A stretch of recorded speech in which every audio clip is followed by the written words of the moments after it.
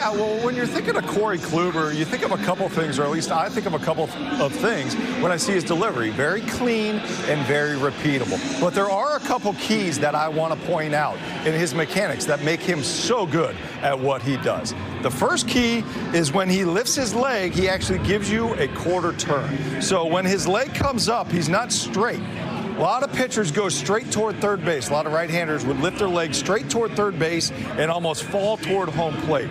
Now, Corey Kluber, when he lifts his leg, he gives an internal turn, about a quarter turn right here. And as he does that, he's building torque and coil in his delivery, right? You got to think all that energy being built up from that quarter turn is now going to be unloaded toward home plate, almost like a spring.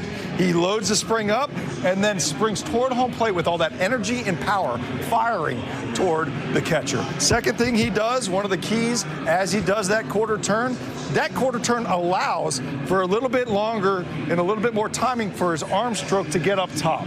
A pitcher's position wants to be very repeatable with the arm stroke. You got to get on top of the ball to be able to bury it downhill. With Corey Kluber, he's on time with his delivery because he has this built-in little mechanism that gives his arm stroke a little bit of time to get up here and be able to throw downhill. So that quarter turn gives him power and it gives him good timing. The third thing I've seen from Corey is that he stays linear. A pitcher gets into problems when they get rotational. What I mean by a pitcher getting rotational is, have you ever seen a right-handed pitcher go out there and it looks like he's almost falling off the mound toward first base when he's throwing? That's incorrect. You don't want to do that. What Corey does is he stays linear through home plate, transfers all his power into home plate. And how he does that is he starts with the head. He keeps his head very vertical. Now, where the head goes, the body will follow.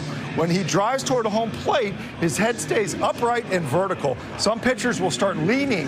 As they lean, the whole body starts pulling off to the first base side. You get rotational, you lose power and command. Last key to his delivery, to stay linear, he pulls the glove here down to the hip.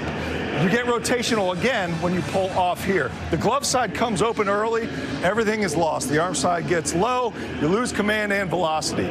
Corey does a great job of here, pulling down to the hip, punching through home plate. Check this video out. It'll dissect a little bit more of what I'm talking about. Kluber, here he is, lifting the leg. Look at that. Look at that quarter turn. He gets it almost to where it's pointing back to the shortstop.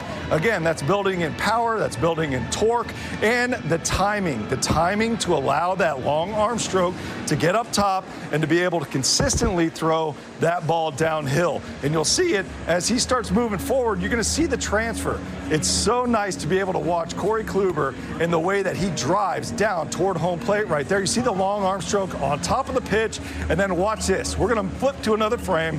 Look how linear he is. You see that, Tricia? Look at the eyes, the face, the vertical